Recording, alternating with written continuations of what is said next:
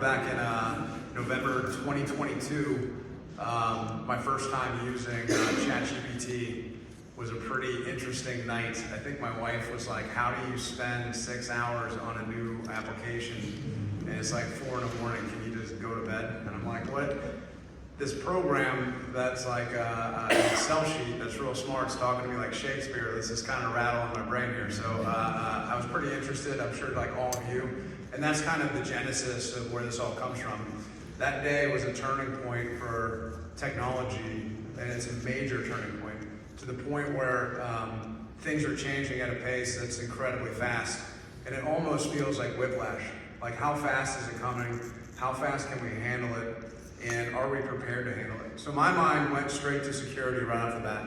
So that's my lens. That's where Nexigen looks at it. How do we secure this thing? Not how do we use it for security, that matters as well, but how do we actually contain and secure this thing? So right off the bat, I go into this new type of relationship that exists between us and technology. So previously in technology, it was a deterministic relationship. And by the way, I only have 15 minutes to talk, so I'm going to try to condense this down as much as possible. But humans and technology, typically we've been working with them like a keyboard and mouse. We just go up and click a mouse button and the drop down comes down, and it's a completely what they call a deterministic system, which means that we build the system in place so we know what the outcome is going to be beforehand. That's not how this new technology works. It's more probabilistic. So it's more like working with a human than it is a piece of technology. So that's a different type of animal that we're working with. And sometimes that thing we're working with can work at a different speed. It can use different types of languages, and it can be a little bit chaotic. So I brought an example of a picture of a cowboy riding a horse, and the horse is doing almost like a 90-degree turn here, right? And the cowboy is just completely relaxed and completely in control because it trained the horse. It had the proper saddle, it had the proper gear, it went through the proper fine-tuning. You could make analogies all day. This is our new horse. This is how we wrangle cattle now, and this is a new tool that we can bring to business to do unbelievable things. So, Big Four consulting firms, I talk to a bunch of them all the time. Some may be in the room. I was talking to the CTO of Capgemini's group, Sajetti, and he said they're seeing a 40% efficiency gain with code assist alone. So they got 10, 15,000 developers, 40% code efficiency gain. Year one. Unbelievable. They're lowering prices by 5% because our customers realize that they're getting some efficiency gain, and they're still gaining on margins. It's unbelievable. That's just one application. That's not including all the other AI projects they put in place to do workflow analysis and workflow completion and task engines and so forth. So opportunity is huge. A recent S&P global survey of 1,500 decision makers at large companies found that 69% had at least one AI ML project in production, with 28% having reached enterprise scale with the project widely implemented and driving significant value. 31% have projects in pilot or proof of concept stages. Raise a hand, who's got an LLM in place and is running projects today, right now? All right, that's good. That's a good sign right there. I saw about 10 hands come up. It should be 100%. It should be 100%. We got to keep pace with the rest of the country. Cincinnati's always been known as being conservative. And the reason we are conservative is because we don't like to be first movers because there's risk and failure there. So we got to be courageous, and that's one of the things I realized right off the bat, is we got to be a big voice and kind of push through that transition point and help other people kind of also see that they're not the only ones going solo. Like, there's a group in Cincinnati that's trying to make this work. So my big question right off the bat was, once you realize you can't see inside of an LLM or a large language model, it becomes this abstracted thing. It's just expressing to you in language, right? So you can't see inside. To me, I looked at all sorts of different ways to kind of understand kind of the entropy streams and all these different type of technologies in place. But I always went to a star, and kind of that like outside of the star is like an expression pattern that goes out. And on the inside, it kind of gets more simple into this like fusion plasma. We'll call that like this like base level axiom. But the way you would basically interface and understand how the LLM works is you record all the conversations, all of them. Would you guys be okay if Verizon just said tomorrow all phone conversations are recorded going forward? But we all jumped on ChatGPT, 100 million of us in 60 days, and they recorded every single interaction. And that recording allowed them to jump ahead. But that's a big, big responsibility we put on them. Batman was talking to Morgan Freeman, and he was trying to do the same thing to find a Joker in this movie. I thought this was really relatable. And I remember in this scene, Morgan Freeman's like, we can't record, that's unethical, right? So there's ways to accomplish this task, but the real value of LLMs in these big models, in my mind, is they're trying to get usage data, they're trying to figure out how people are using it, and then they're building tools based on that. So they're letting the data guide them. But it was very courageous for OpenAI to release it in the first place, because they didn't really even know 100% how the outcome would be. They weren't sure. They were like, let's release it and see what happens, and let's build on it. That's why they have such a big lead. Having said that, AI is a different animal. It learns very quickly. If you give it data, I usually send in research papers, 220 pages, and I ask it for summaries, top 10 analysis, all sorts of clever ways to make my time efficient. I can go through research papers multiple per hour versus spending all day reading, trying to read 400 pages. But with that, since it understands so easily, it can also be a major risk in the organization. In fact, we're seeing companies deploy generative AI in their applications all throughout the ecosystem. So you might be a company that's using Office 365 or have a CRM or have a SaaS application, and next thing you know, that SaaS application has now gained generative functionality, and now it's sucking up the data inside your organization unless you understand where your data is and you're looking at activity logs to look for that type of activity. Who has someone on staff today that's doing that for them today? To make sure generative isn't taking their data and leaking it out. It's not very common. It's actually tough to do. So we end up with cybersecurity with death by 10,000 cuts today. We're already being attacked in 1 million different vulnerabilities. There's hackers all over the place trying to get at us, find weaknesses in human psychology, all sorts of these things. And now we have this new thing that's also another hole that can actually bring in a hole into our environment. So to stop that, typically you want to basically block shadow IT, and that's basically users trying to circumvent your policies and controls of your system. You might say you're not allowed to use Dropbox, you're not allowed to use these types of systems, you're not allowed to use Gen AI. Well, they'll use their personal machines, they'll try to get the documents to their personal machines, and they'll end up using it because it's so valuable to their job because they can impress their boss to get raises and keep moving up the ladder. That's how we're using it. You also need enterprise access controls. You have to worry about model spoiling, prompt injection, and so forth. So when I look at generative, I look at it as a giant Pac-Man. It's just going around gobbling up data as fast as possible. It's literally just consuming it as quick as possible. And when it does, it's also like my 15-year-old daughter who has like a megaphone and tells everyone in the world. In fact, if you tell OpenAI or an LLM like it to not answer the question, it's going to give you an answer why it didn't answer the question. It can't help but talk. If I'm a hacker and I get inside of your identity boundary and I get access to your LLM, I get access to all your data if you've connected it all to it. Instantly. I don't have to go look for anything. It's just going to spit it out to me. That's problematic. So I need a way to control what's going in and what's going out, why it's going in, why it's going out, who's accessing it, and so forth. And a lot of these big organizations that were first movers in AI, they built what's called vaults. So vaults are basically like, think of a bank vault where you place an AI system in. It's highly secured, and then from there they allow specific access. Once they give access, then they monitor activity, they're recording conversations, and they're finding usage and improvement, and then they start opening the gates a little bit once they figure out their process for controlled access. So we also think you really need to build a golden road or a place that people can't go. So one's blocking all the alternative roads that exist.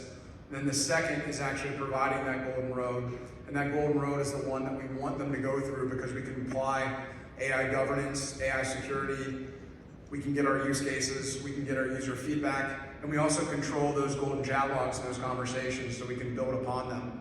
So I also put a post up the other day that I think was interesting. I read somebody put this up, but AI is kind of like this appreciating asset, like real estate. You buy it, and then it just gets smarter. So the same application you put in place next year is going to be 30% smarter.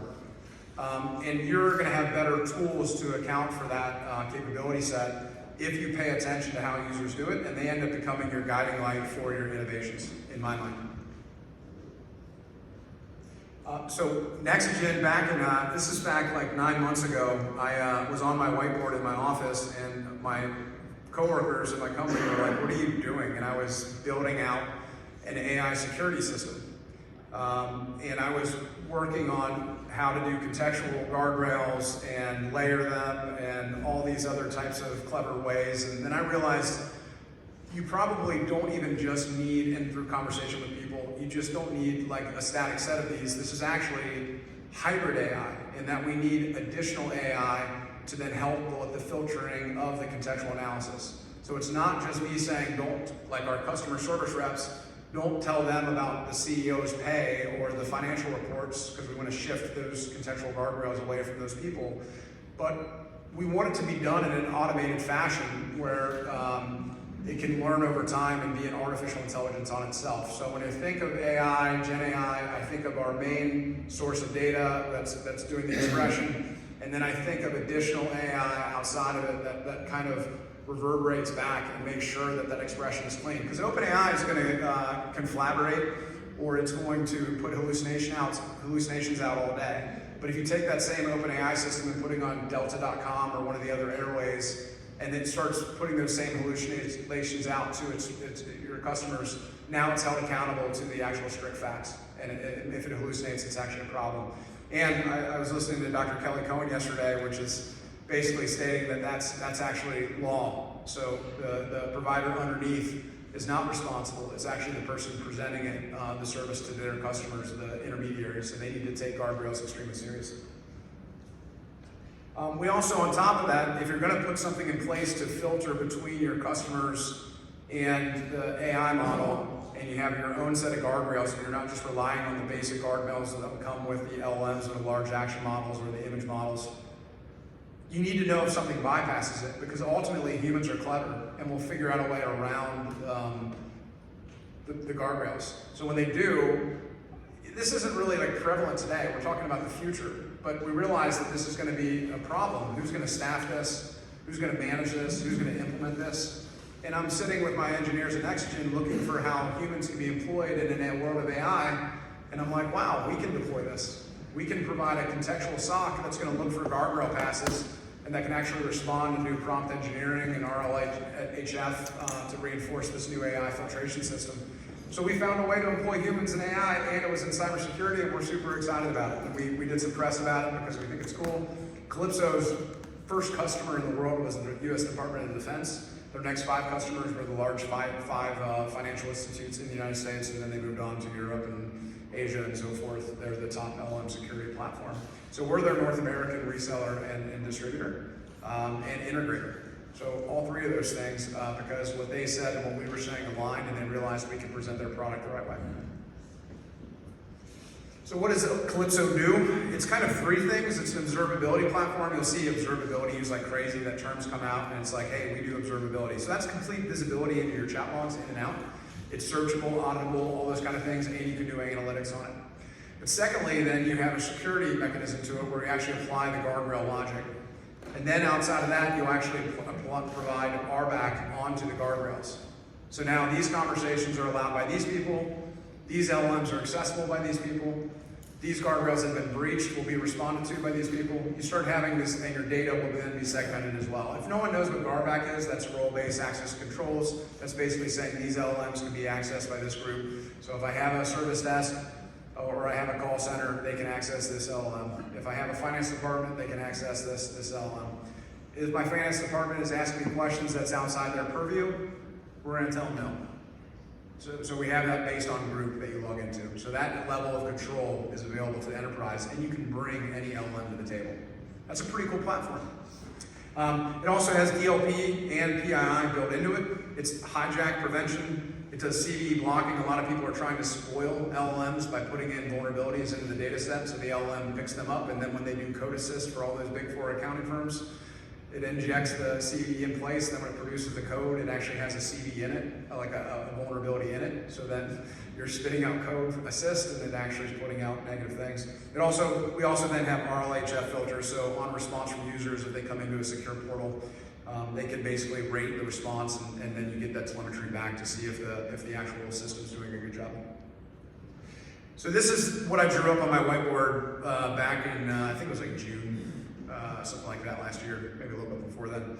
So this is how it works. You basically bring your own LLM to the party. It can be public or private. It connects into an API gateway service. That API gateway service has RBAC associated with it, so these LLMs can be securely connected to by these users.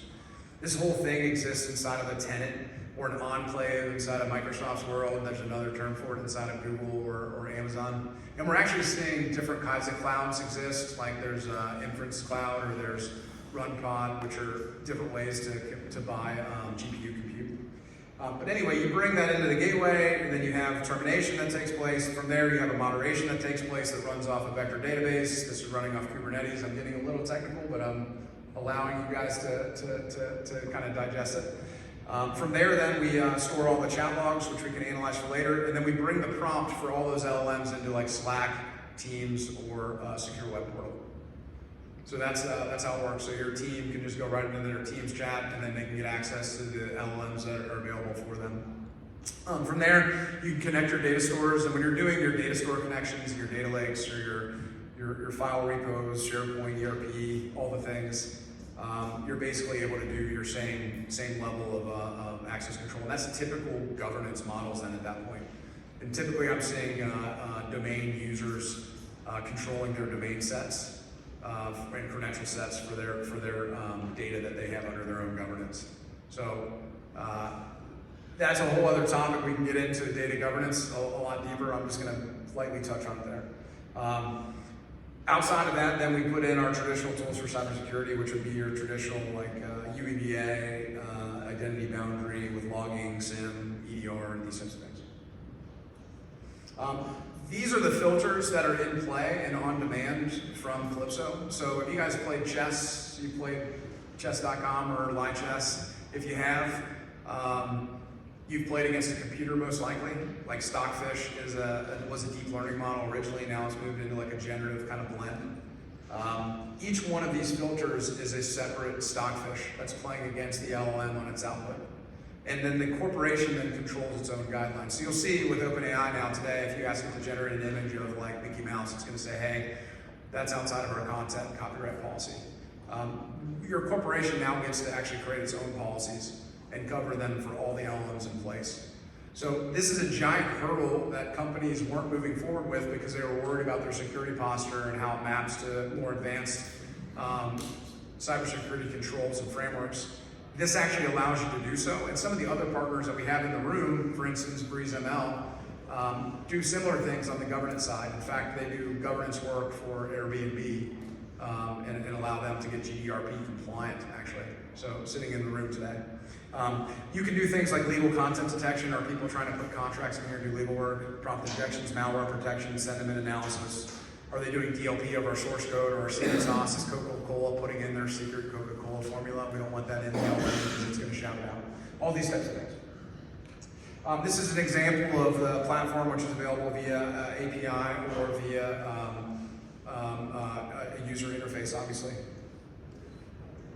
And then this is a way that we mapped it over to NIST. So we basically took the NIST 6 governing pillars, and then we mapped sort of our tool set. That's our modern day tool set of vendors that are in the AI space and the security side, and how they actually map into, one, identifying what's happening inside and outside the LLM, because you're getting it at that perimeter. 2, you're protecting against it, you're detecting it. So we're putting in prevention techniques, we're detecting when an actual bypass takes place, we're responding to it, we're recovering from it, and we're doing a governance model over top of all of it. So that's actually capable of getting really close to a standard NIST framework policy control. Now, NIST is about a year behind on their AI security framework, but I'm sure pretty soon we're going to see a release with a lot of those policies and controls developed out a little bit more maturely.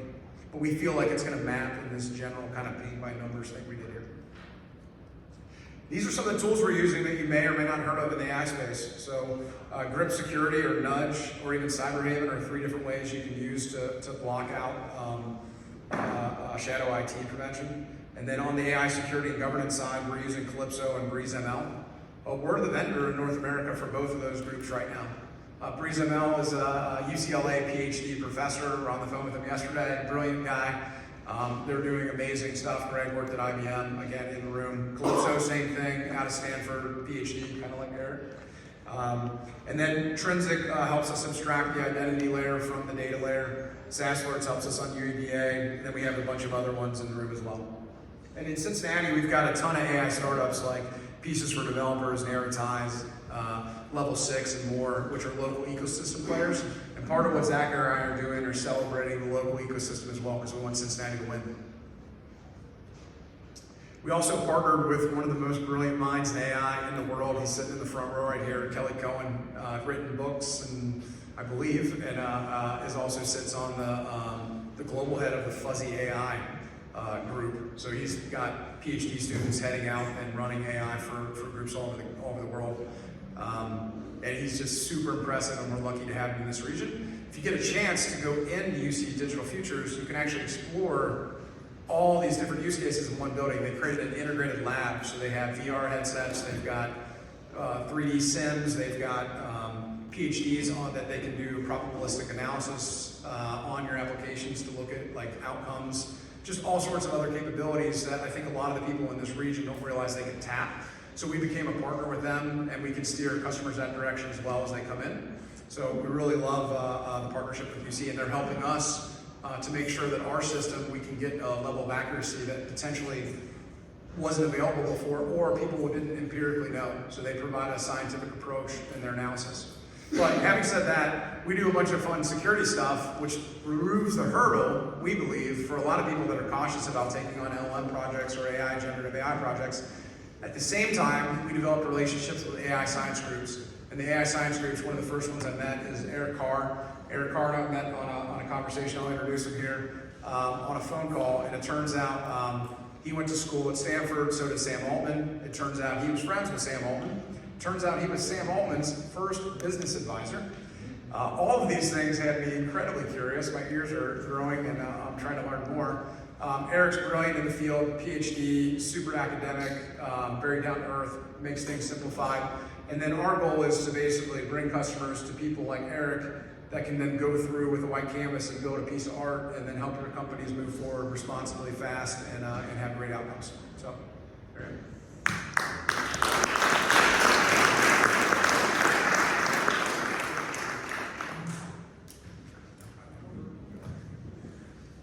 Next up, we have Eric Carr from Compoze Labs. Thanks a lot, John. If you want to stay here, we will do a Q&A with John and Eric when Eric completes.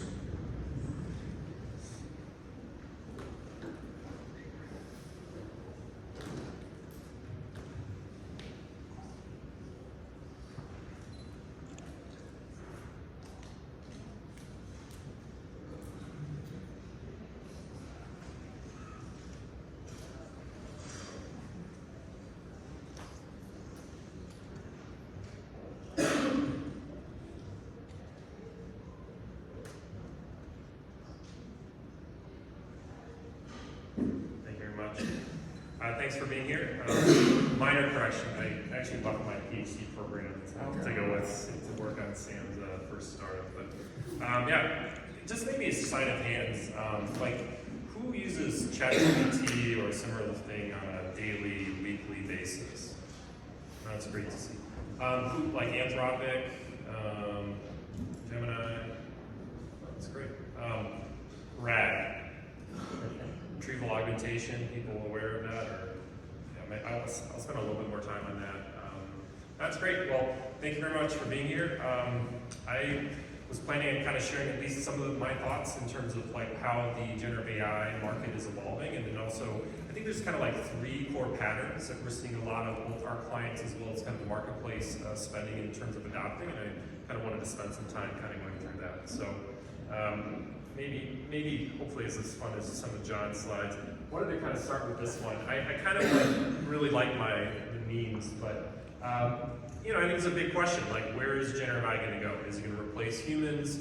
I really like this one. I don't know if people can see, but it's graphic designers, and there's a little blurb like first time question mark. So it's I really, and I don't know if this like quote is actually attributed to anyone specifically, but AI won't substitute a worker that is leveraging AI will.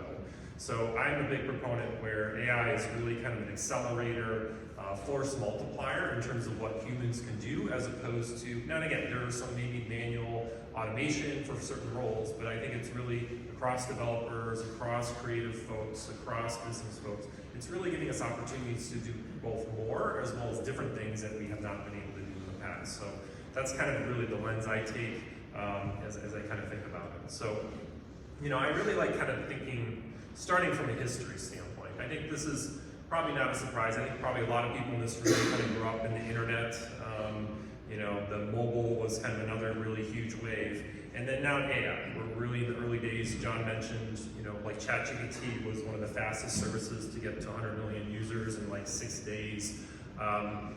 You can kind of see the curve, the slope is higher. So I think the internet, you kind of see a slope. Mobile was a little bit faster. AI is probably, it is the fastest wave of technology I personally have had the opportunity to experience.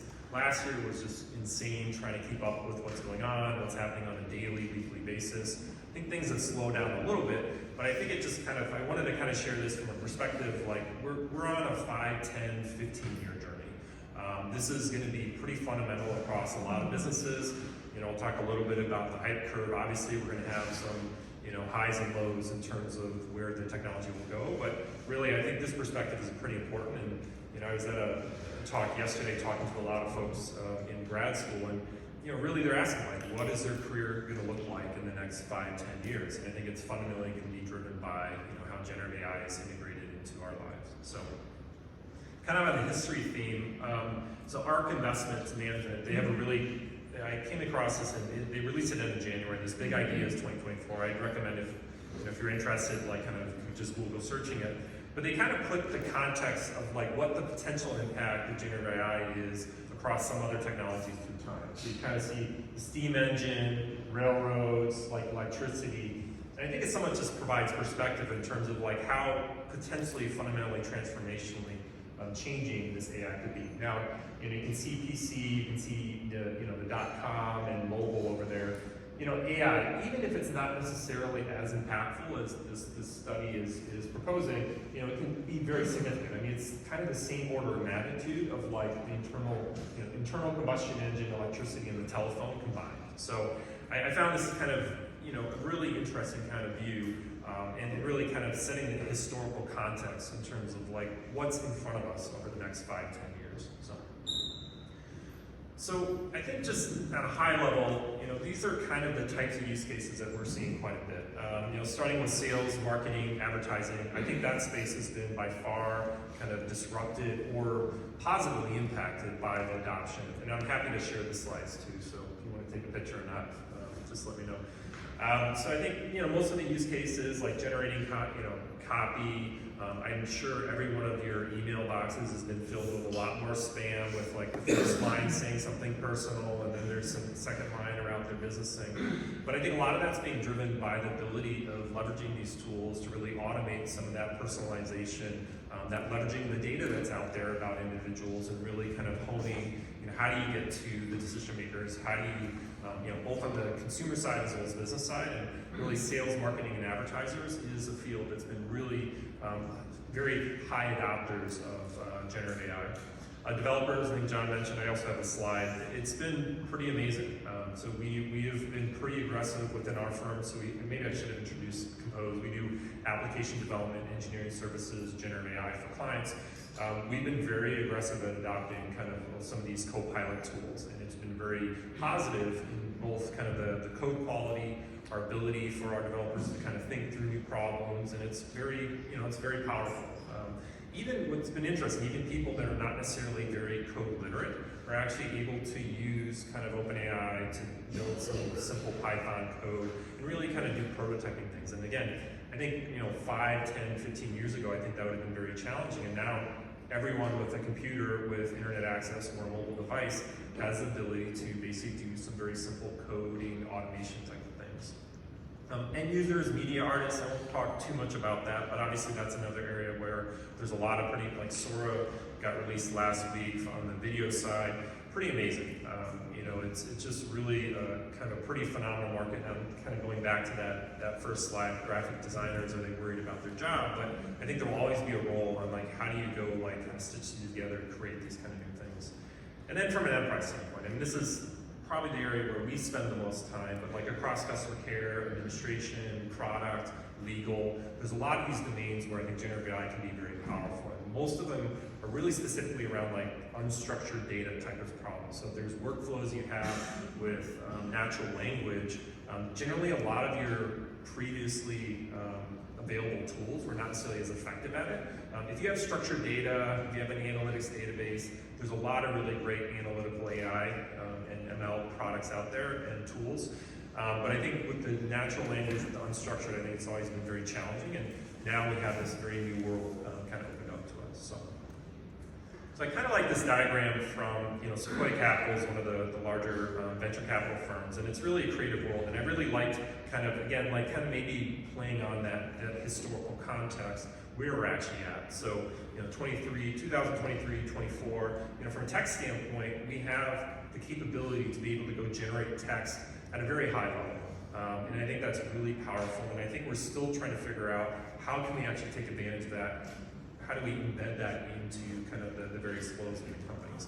Coding, also talked about. I think it's been very quickly become a very critical part of a lot of developers' workflows, and it's also ability for them to kind of accelerate that. I think images, video, it's pretty amazing what's there. I think Sora, people are like kind of nitpicking on like kind of the physics model. It's been interesting. There's not a ton of information, but I think they've used the Unreal kind of gaming engine to try to like model the physical world. So there's still some work to be done there, but it's pretty amazing what's there. And obviously it can kind of show you right where we're going to be in 1 year, 3 years, 5 years. I think everyone said, hey, it's going to take 5 years, and Sora comes out, so you're like, all right, the time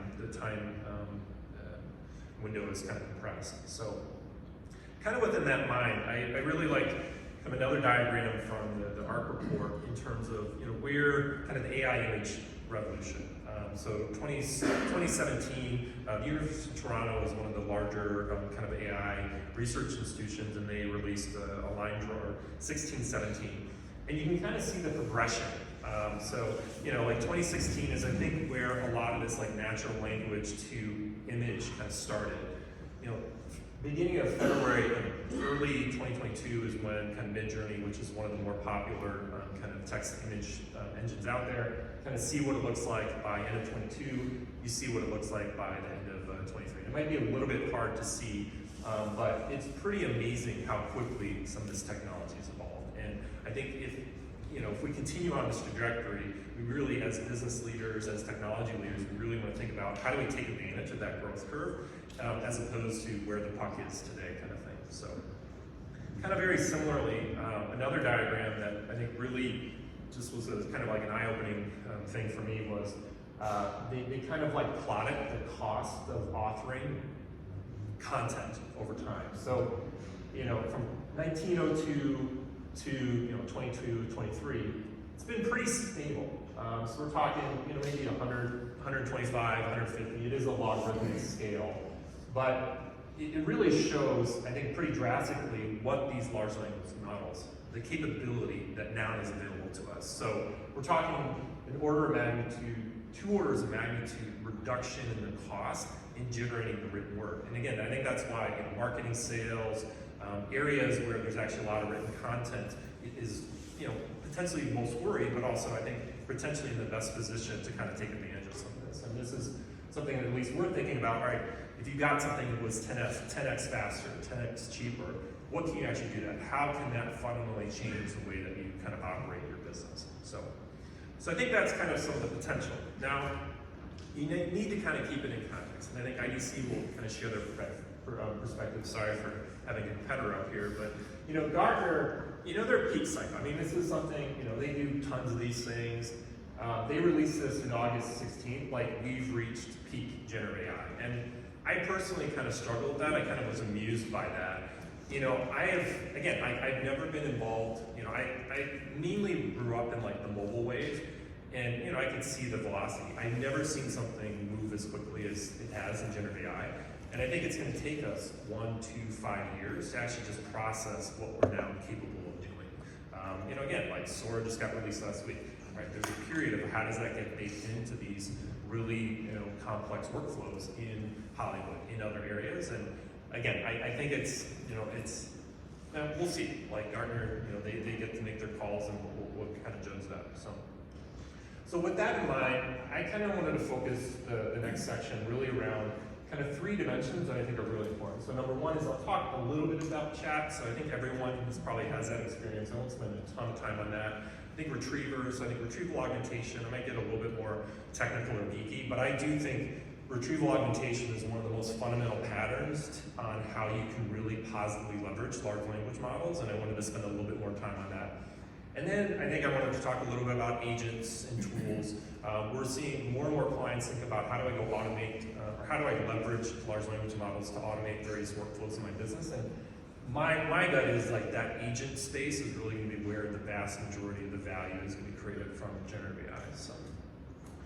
So some people might have seen this slide. This is someone I really like. So it's kind of like, historically machine learning AI is like you need a PhD student from somewhere, you need like a pretty senior data scientist. It's pretty challenging to go basically build a data warehouse, get an expert, build a model, build an inference point, and then basically get to a product. And I mean, we've gotten to the point where it takes hours, sometimes an hour, less than an hour, to go basically build these models. And one example I like talking about, I went on vacation last summer, in the middle of all the the middle of the generative AI. Before I left, I think a lot of your RAG models took maybe 100, 125 lines of code. 3 weeks later, I could build the same thing in 5 lines of code. And again, I think the bar is that you don't necessarily need to be a really deep data science type of person. If you have your developers, even, again, I'm not sure the people in the room, even some of the business people I've talked to, they've gone on to ChatGPT, ask give me some Python code to do X, Y, Z. You can kind of play around with it. And if you're willing to kind of do that experimentation and playing around, I think it's very, very possible. And you can, my hope is I think a lot of the technology is basically lowered the bar from an entry standpoint, and more people are going to be playing around with these types of technology.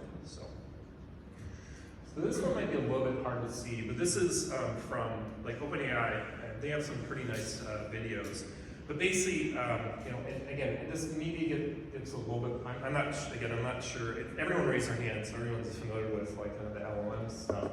But really, their recommendation in terms of how do you go about kind of tackling, adopting generative AI. So, and I think this very much mirrors what I think a lot of people, it makes sense. So, number 1 is prompt engineering. So I think everyone's heard about prompt engineering. Open question, is that going to be the next job of the future? My opinion is not. But I think there's a lot of really powerful things you can do in terms of feeding the models. So a lot of these models are really good around in-context learning. So if I can feed it more information, or I can guide it in terms of what I want it to do, it can change its tone. It can, it can adopt different personalities. But there's a lot of powerful capabilities in terms of just kind of in the prompt. You can also even do chain of various reasoning things. So hey, think about the different steps. But I think that's obviously the place to start. And I think it's a little bit different than a lot of engineering, where it's kind of try something, see if it works. If it doesn't work, kind of iterate. So I think a lot of organizations that are more comfortable with agile, with sprints, that type of thing, I think this will appeal to them a lot more, because you're actually able to be more experiential as opposed to kind of building these very complex, requirements and kind of implementing it. Retrieval augmentation, I'll spend a little bit more time on. But a lot of that is really fundamentally, how can I go ground my models based upon some enterprise data or some other data? And I think that's a really important concept. I mean, you've got the risks of hallucinations, you've got gaps in knowledge. So a lot of these large language models have not been trained on the most recent data, but it really allows you to basically kind of define in a more controlled way, what is the data the model is using to be able to make the types of decisions or provide the answers that are needed. And I think that's extremely powerful. I honestly won't talk a ton about fine-tuning. My personal opinion is I don't necessarily know if it's needed for a lot of clients. We have worked with some and done it. But I do think I wanted to talk a little bit more, as I mentioned, about the agents, the tools. So I think beyond retrieval augmentation, you can think about retrieval augmentation as using a tool to kind of go retrieve something from a vector database. But I personally feel there's a huge amount of power, like if you add additional capabilities to some of these models. So you add the ability to do function calling, if you're able to add additional tools, and you're going to be able to get a lot more done with some of these models. So kind of, again, I'm going to probably speed a little bit through this. I mean, I honestly couldn't find a really great diagram. I think there's like tens of thousands, or hundreds of thousands of like various models out there. ChatGPT obviously is the leader, but I think there's tons of them, like brainstorming, drafting copy. Like one of my favorite examples is like for my daughter, my 9-year-old daughter's birthday. She wanted a poem about Grogu, and then like I don't know, you ask ChatGPT and it creates a haiku, and like you look like a really great dad. So, but these are things like, I mean, I would strongly recommend. It's getting baked into like Microsoft's like hijacked Copilot, so they're like baking it into everything. Google, for workplaces is kind of baking it into. But I would strongly recommend, if you're not, kind of experiment with some of these tools. I think there's things that you can do on a daily basis to improve your email workflow. John mentioned like kind of processing documents, like how do you go summarize some of that, summarize meetings. I think there's a lot of really valuable capabilities that just leveraging some of these Gen AI tools out there, which generally are calling ChatGPT or some other model behind the scenes, and it's really, really powerful. So this might be a little bit hard to see, but I just want to just show something in the retail space. So there's like 62% adoption in this survey from McKinsey. Not unsurprising, marketing, ad copy, they're using it across 34%, design, product development, leveraging it pretty highly, marketing, visual content, so like the image stuff, but then you get into like organizational corporate support functions, digital shopping, customer experience, a lot of the customer care type stuff, supply logistics and store operations and experience. And you can see there's a pretty wide adoption. Now, I think maybe similar to like on the ratio when John asked like how many people are actually adopting it, you got like 4% of the 62% that are basically baked it into their workflows. And I think that's like pretty, that's maybe stage 2, stage 3 from a maturity standpoint. But you got a lot of people playing around with these really interesting early use cases, and we'll see what happens over the next year or two. So I won't spend much time on this all, but I mean, another data point on the Copilot kind of thing. So, I mean, there's pretty significant improvements from a developer. So if you do have development teams, I would strongly recommend looking at some of these Copilot technologies out there. Microsoft, the GitHub Copilot is obviously, I think, probably the most best known, but there are definitely a lot of other ones that are getting baked into your IDEs, and I think it's pretty amazing, what it can do to help developers. So, and even maybe not even non-developers, which I think has been interesting. So, now and again, it gets a little challenging, like your junior developers. It's always interesting. I mean, when I learned computer science, like we had a PDB-8, like I actually you learn from the hardware up, hardware, software. It'll be interesting to know, like if some of these developers don't necessarily know the ins and outs, but it's kind of maybe a little bit of question for another day. So retrieval augmentation, this to me is pretty amazing what you can do.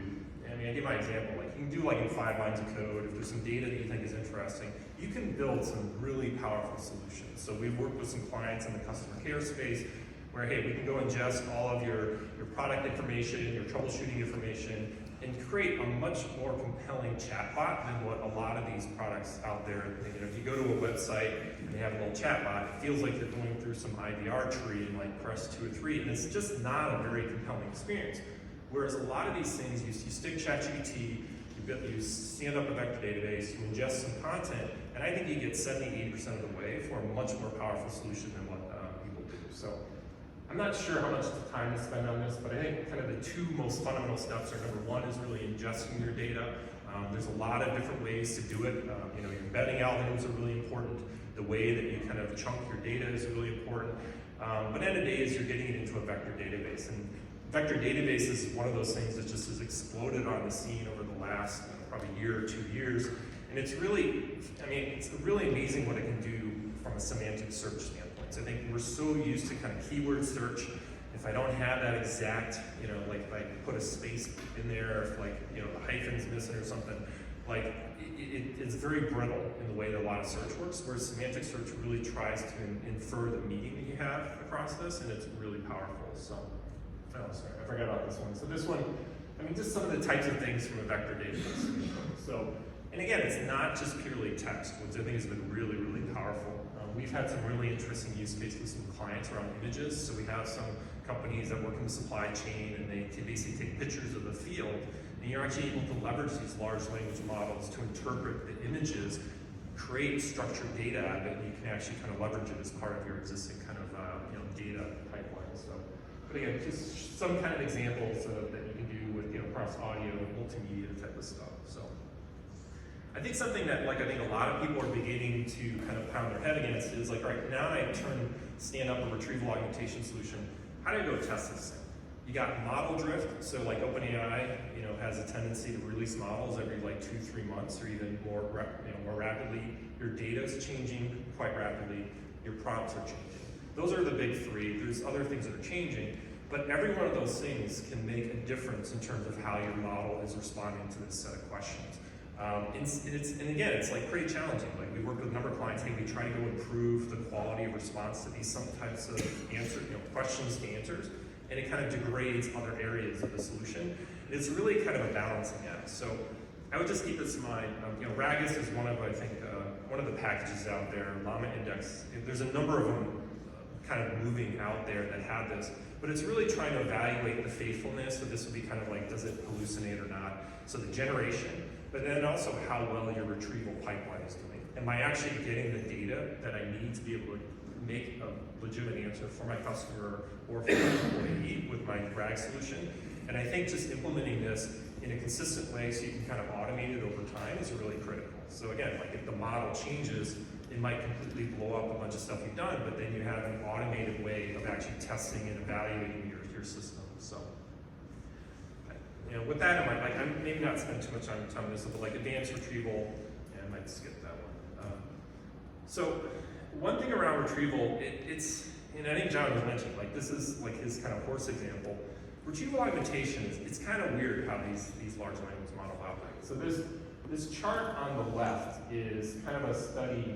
It was an article with ChatGPT 3.5, so it probably does better. But depending on the position of the document within retrieval augmentation, it does better or worse. And it's kind of a little bit like humans. So if it's in the first few, if you get 20 documents, and if it's in the first 5, it does a lot better from a retrieval standpoint. It's actually doing worse than just baseline. And it does a little bit better at the end. And there's just kind of these weird things. As you're playing around with it, it's not as much like a black box like a lot of our engineering solutions. You go build something in C# and you have a lot more consistency. But there's just these nuances. The right-hand side is one, so Claude, Anthropic Claude is one of the large competitors of OpenAI. One of their big selling points is context window. I'm sure people have seen, Gemini Pro came out saying, hey, we have 1 million, you can go send us 1 million tokens. So that's around 200 million or 200,000 tokens in the X dimension. The Y is where the fact was placed in the document. So it's kind of like a needle in the haystack kind of study. And what you kind of can see is when the size of the document is pretty small, it does a pretty good job. But once the documents start getting bigger, they could claim they have a 200,000 size token window, but it gets a lot worse in terms of identifying depending on where the fact or the answer is in it. So again, I think maybe this is a little bit too geeky on this one, but I think it's just really important to understand that these are new tools that we don't necessarily understand. I don't think there's a lot of predictability in terms of how these large language models work.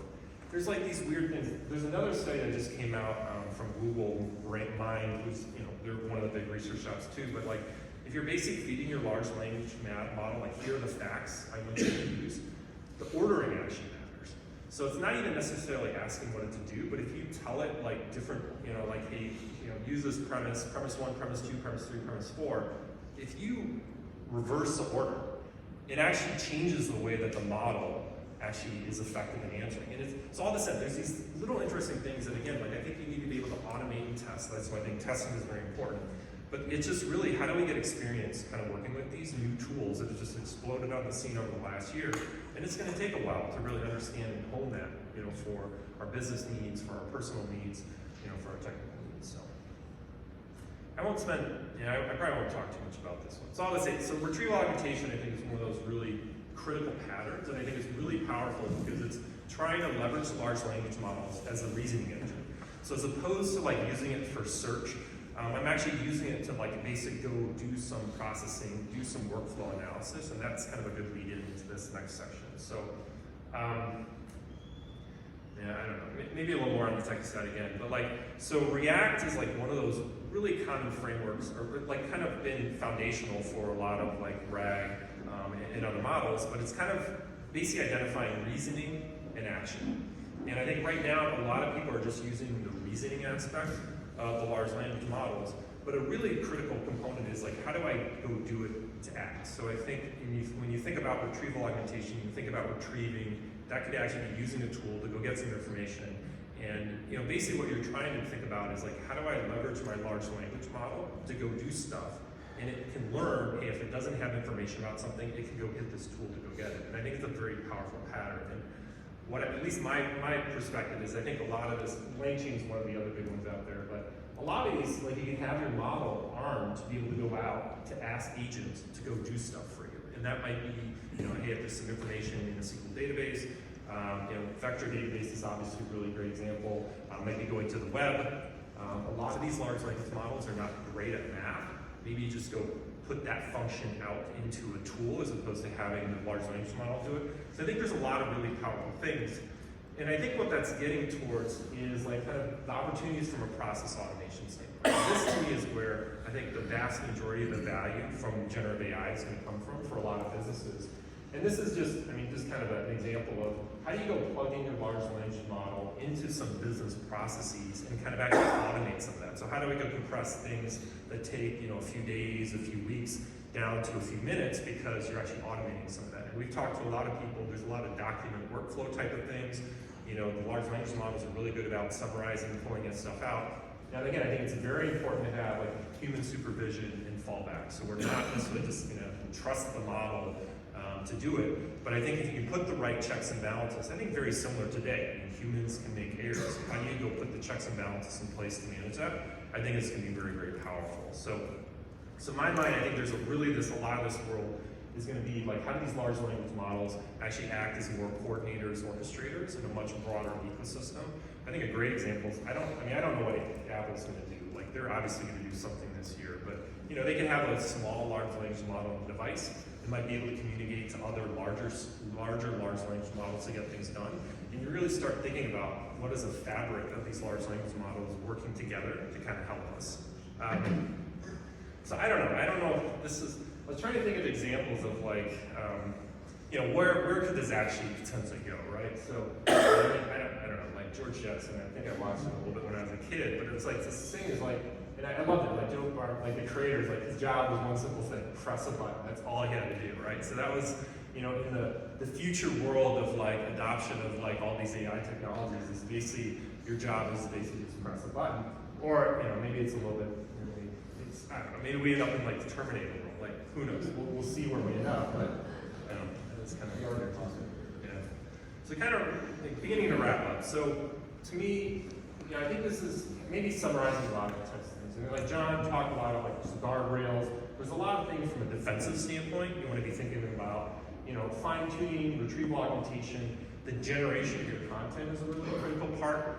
Kind of talked about evaluation. I think that's one of the most critical things that a lot of people are trying to figure out. So as opposed to me manually having to go test these systems, how do I go do it in a more consistent manner? And then also like, collecting feedback. So a lot of these systems, like how do I create a data flywheel? So I'm actually getting input around, hey, is this thing answering, is this being helpful for my users? So there's a pattern, like the space has like gotten crazy. Like there's just companies like every day that are getting like tens of millions of dollars in funding to do something.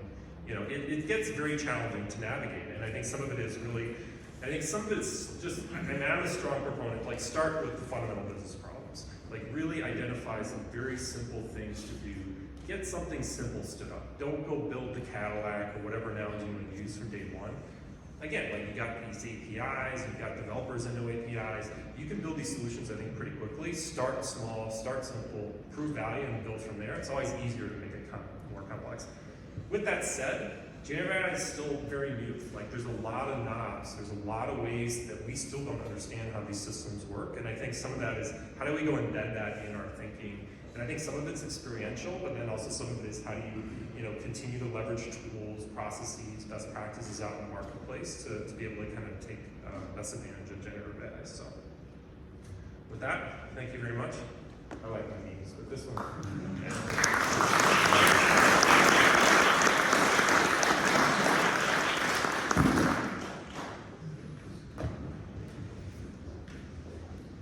Thank you, Eric. We will do a brief Q&A with John and Eric before we'll take a short break. If you want to grab a drink, just top off your glass, go to the bathroom, whatever. You guys should each have a microphone there. I think I just dropped yours on the ground, Eric. Sorry about that. And then I also have one that I can bring out. So if you have questions for John or Eric, feel free to raise your hand.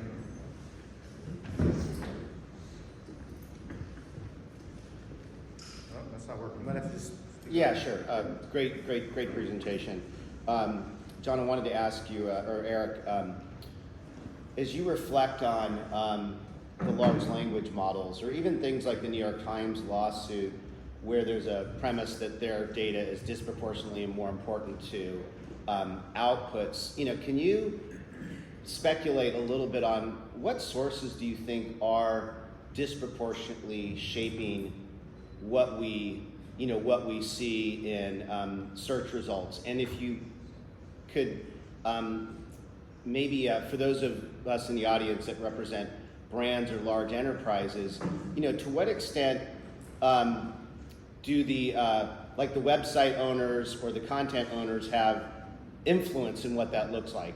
Like, for example, I've noticed that certain websites that have a lot of FAQs appears to be seeping into the content that I'm seeing when I'm querying literally all the different search engines. So is that a memo to the CIO that that practice of being very conservative and offering answers to consumers? You might want to think differently about that in terms of marketing to the algorithms. But in any sense of just what's dialing up or dialing down? Yeah, that's a tough question. I feel like there's going to be some fair use. I mean, you had you have Betamax, you have VCRs, you have music or net meshing up. Generally, some financial agreement. Like Reddit, they just announced, are rumored to, get paid $60 million from some unnamed. Derivative works. I guess I'm not over it. My sense is I think trying to restrict, data wants to be free. Trying to basically put a box around it, I don't think is really going to be that as valuable. And really, some of it's how do you take better advantage of the data that you have available versus some of these large language models? Your data is going to be part of some huge thing. I think it's hard to say. I'm New York Times. I would guess that their fraction of data is probably not a big deal in the overall OpenAI. We're talking, most of these models are trained on 3 to 5 trillion word. It's a huge, very small fraction of the content. And again, I think if you can go mine the model, trick it into basically giving you regurgitation, but in general, I think it's very hard. I don't know if that's a non-answer. I personally feel like most of the market, we're going to figure out ways. There's going to be financial agreements figured out.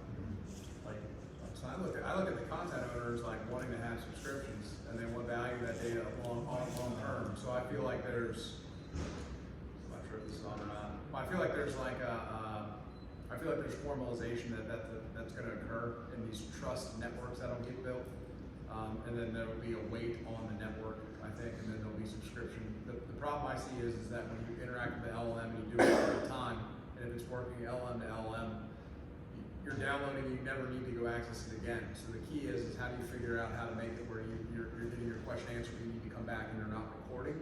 And that's a whole different type of interaction. But I believe in the future that potentially the case. Plus with open source models, you can control weights. So I think you get some steerability, but I haven't seen anybody that says they've mastered the weight recalibration. You might have revenue sharing. I think that's probably where the world is going. Similar to the music industry, where there's residual type of things. But I also say, it is a critical question. I think most Llama 2, when Meta released it, I think their probably number one focus was on higher data quality. So as opposed to training on the lowest common denominator of the internet, they really kind of started partitioning that. So I think a lot of what we're seeing, 2022, 23, everyone was focused on the sizing models. So everyone was trying to jack that. A over the last year, people have been really focused on, all right, can I go take a more targeted kind of approach in terms of the data set? So maybe a little bit more technical topic, like mixture of experts is something that's been out there. So Mistral is, they released a model that basically said 7 billion parameter models is almost as effective as some of these larger models. Gemini Pro is using multiple approaches. OpenAI, it's kind of rumored, like GPT-4 might be just 8 GPT-3.5s like stuck together. So it's like 1.6. The reason why I say that is a lot of these models are being, like when you think about mixture of experts, they're being trained on different data sets. So you can actually have some more optimized, like smaller models that are optimized on some point data sets. And that's actually giving a lot more value and capabilities of the broader models. So, when you're speaking about data ownership, I saw like Jason Lanier did an interview the other day about a concept of these citizen authors that then give value to the data they produce, and that's a new function in the new economy, right? There's a whole value exchange system that takes place. So to me, there's like so much opportunity there to grow that democratized data process and like how to contribute. Because you want to reward someone for being novel, it's sort of human.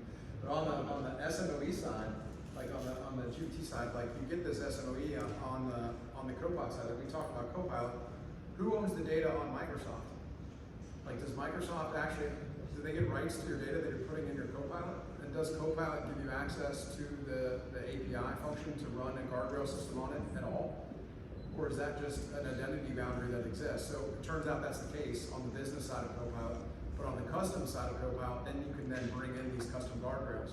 So you need to have your eyes wide open when using like a Microsoft one. They have rights to your data, just like they do with all your data. And then two, if you want to implement a security system on Copilot business side, eyes wide open. If somebody breaks into your identity barrier, they got access to pretty much everything except for what you base on role-based access. But most people don't have someone governing their data that well in mid-market. I'll not be able to answer any other questions, but like the other side is like the flip side is like synthetic data. Like you've probably seen, I mean, like 30-40% of the internet is now just like bot.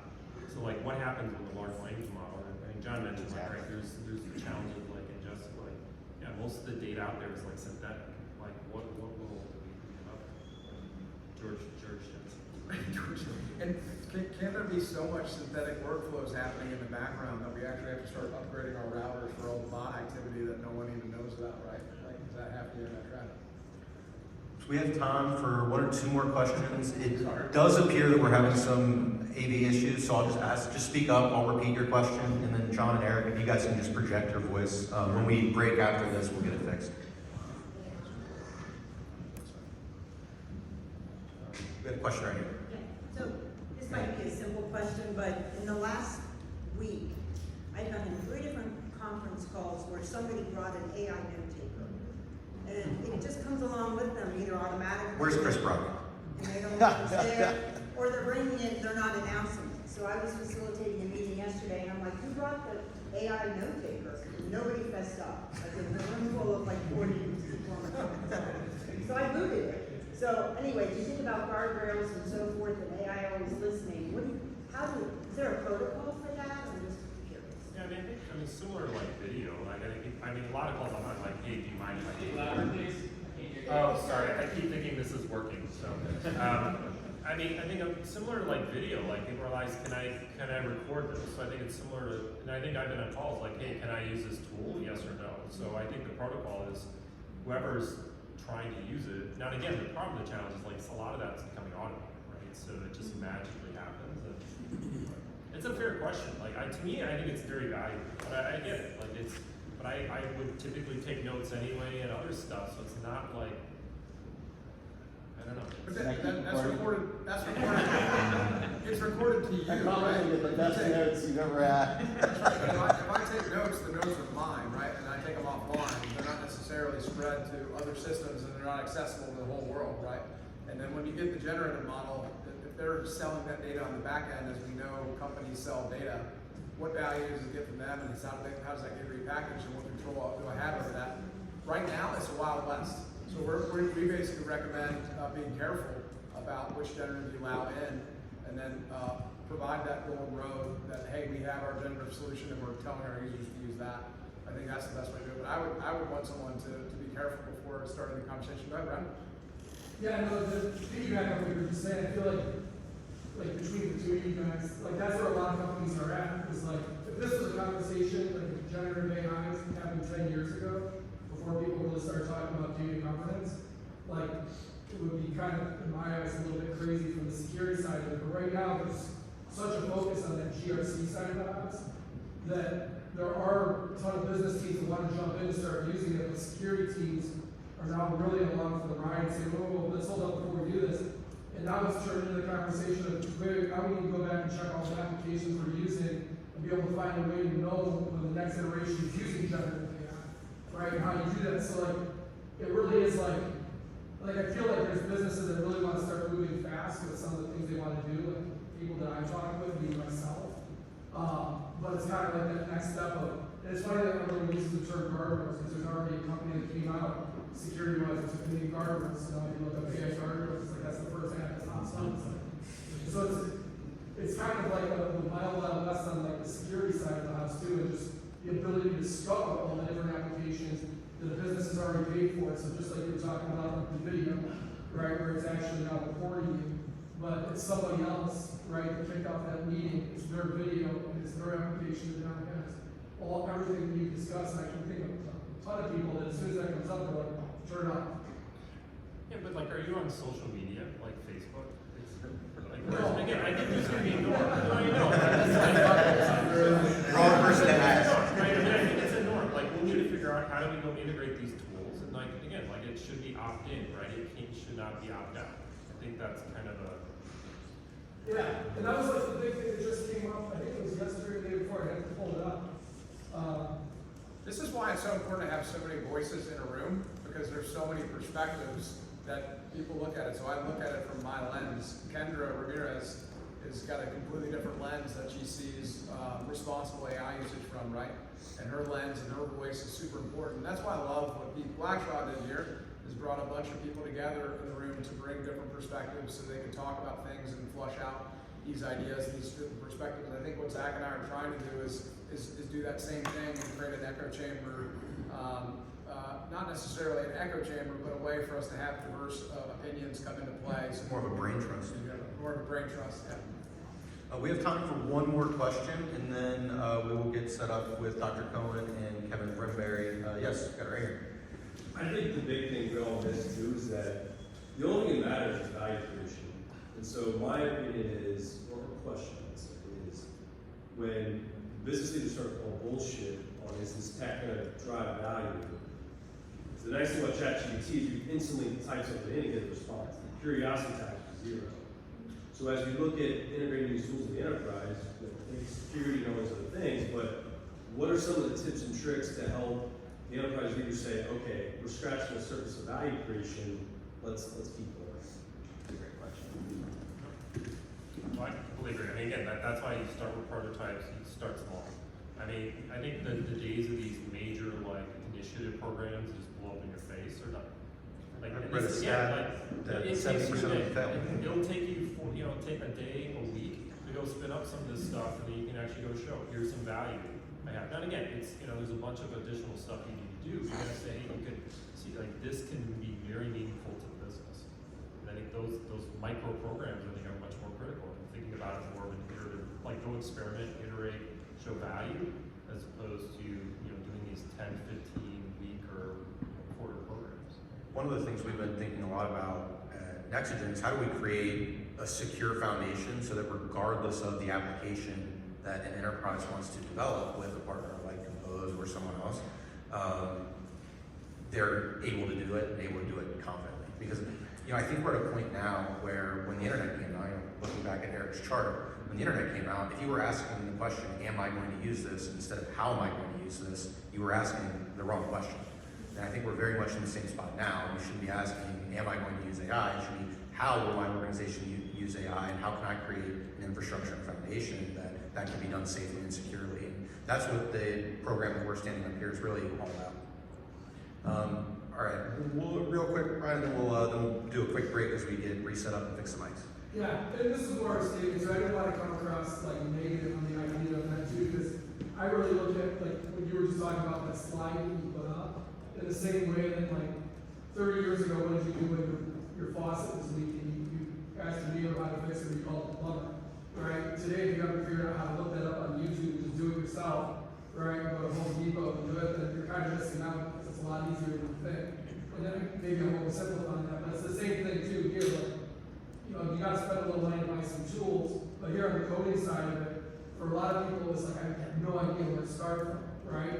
And now it's like that same, I'll say that same Renaissance period where it's like, hey, now I can do this, right? Like, I can think 7 years ago, we hired a big analytics company out of Salt Lake to come in and put the product in, but then we had to hire 2 other companies to come in to figure out how to code it so we could get any value out of it. Right? Now you're at that point where your team can start doing that stuff. So I do see the massive benefits for it. Like how much training do you need to teach somebody how to talk to something? Like before, we were training our users on like how the workflow worked, which drop down to do, which service board to put it on, all the way to get it back into a KPI. Now you speak to the thing like a human, and then it does those automations for you in the back. So time to value, like as you said, I think it just compresses that timeline to value incredibly. So those small wins turn into big mountains of efficiency gains over time.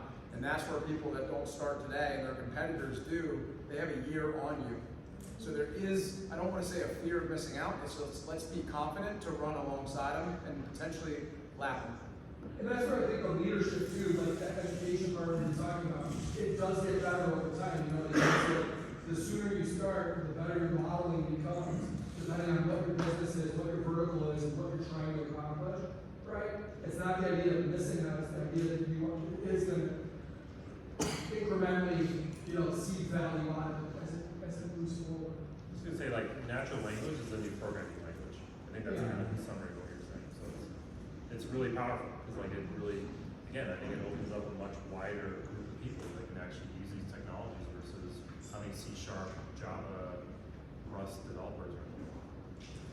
Awesome. That will conclude our time with John and Eric. We will be sticking around after the event, so if you want to find them, ask questions, connect after, please do that. We will take a 2-minute break right now. For all of those watching the clock wondering how we're going to get caught up, Chris from Microsoft is not able to make it, so we are going to be able to stay on time and on schedule. Dr. Cohen and Kevin, if you guys want to join me up here, we'll take a break.